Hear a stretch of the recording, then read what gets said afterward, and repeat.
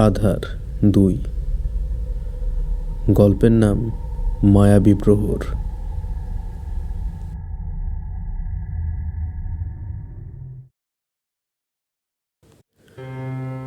বেশ কিছুদিন আগের বিশেষ এক মুহূর্তের স্মৃতিচারণ। সে রাতে পাশের শহরে এক পরিচিতের আবাসস্থলে গিয়েছিলাম কোনো এক পারিবারিক ব্যাপারে। শেষ পর্যন্ত বেরোতে বেরোতে 11টা বেজে যায়।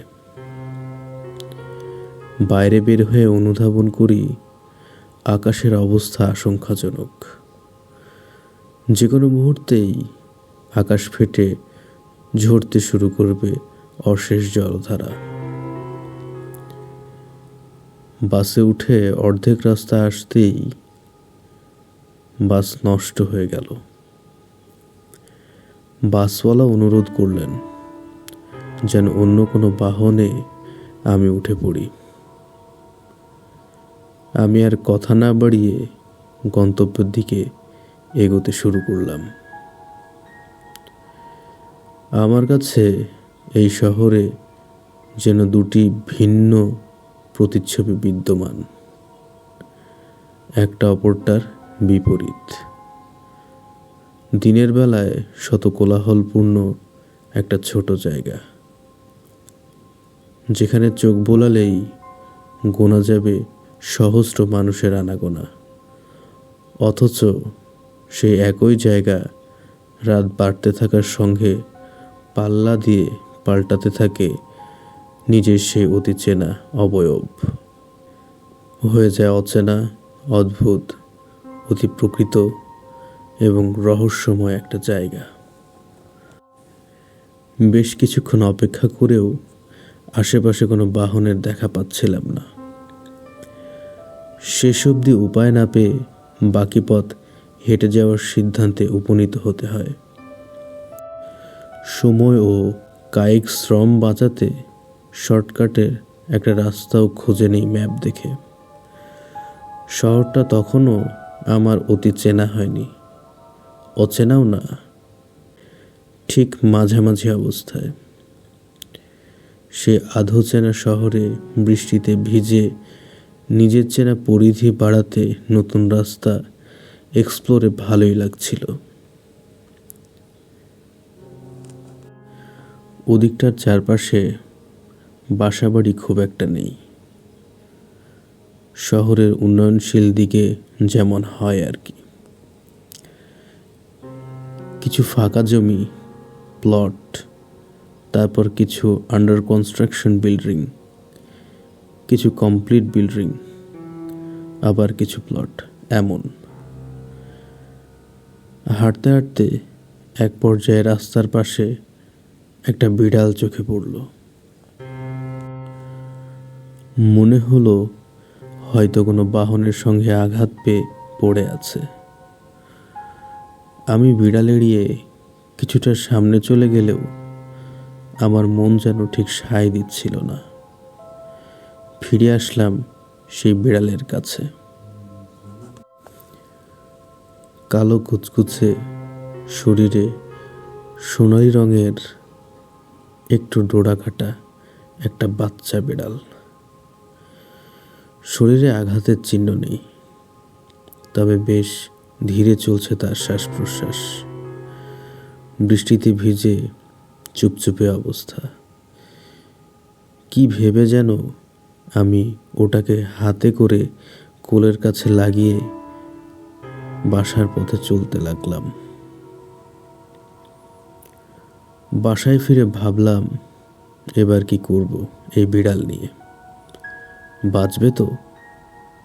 আমি গা মুছে স্যালাইন মেশানো পানি এবং সঙ্গে মাছ সেদ্ধ তৈরি করলাম।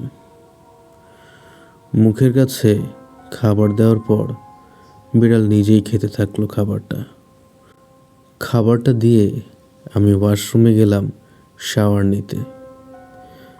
আধ ঘন্টা পর বেরিয়ে দেখি বিড়ালটা নেই খাবারটাও। ভাবলাম খেয়ে কিছুটা ভালো অনুভব করায় হয়তো চলে গেছে কোনো ফাঁকা দিয়ে। মাথা থেকে ঝেড়েই ফেললাম ব্যাপারটা। এর কিছুদিন পর এক দুপুর থেকে হুট করে আমার জ্বরে পেল। বাসায় ফিরে শাওয়ার না নিয়েই বিছানায় গা এলিয়ে দিলাম। জ্বর বাড়তেই থাকলো। বাসায় নেই আর কেউ, নেই ওষুধ। কি করব বুঝতে পারছি না। মাথা কাজ করছে না। আমি পড়ে পড়ে ঘুমাচ্ছি। মাঝে চোখ খুলছি, আবার ঘুমিয়ে পড়ছি। এভাবে কতক্ষণ চলল জানি না। শুধু অনুভব করতে পারছিলাম জ্বরে আমার শরীর পুড়ে যাচ্ছে। সে রাতেও বাইরে খুব বৃষ্টি, আকাশে বিদ্যুৎ চমকাচ্ছে, আর ঘরের বিদ্যুৎ ছুটিতে। ঘড়ির কাঁটা কটায় উপলব্ধি করতে পারছিলাম না। হবে হয়তো শেষ রাত। তখনও জানলা দিয়ে হুটহাট বিদ্যুৎ চমকানোর হালকা আলো আসছে। একবার আধো খোলা চোখে খেয়াল করলাম রুমের দরজার সামনে একটা বিড়াল দাঁড়িয়ে আছে। সেই কদিন আগের কালোতে সোনালি ডোরাকাটা বিড়ালটা। বিড়ালটা এরপর সোজা বিছানায় লাফিয়ে আমার মাথার কাছে এসে গুটিসুটি মেরে শুয়ে থাকলো। আমি মৃদু হেসে ঘুমের রাজ্যে জ্ঞান হারালাম। শেষ চেতনায় ভাবছিলাম হয়তো আমার কল্পনা। জ্বরে মানুষ অনেক অদ্ভুত কিছু কল্পনা করে।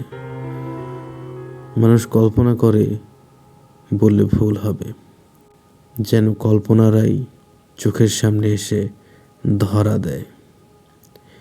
যেমনটা একটু আগেই দেখেছিলাম, আমার এক মামা এসেছেন আমার জন্য খাবার নিয়ে। মামা খাবারটা নিয়ে আসা অবিশ্বাস্য না,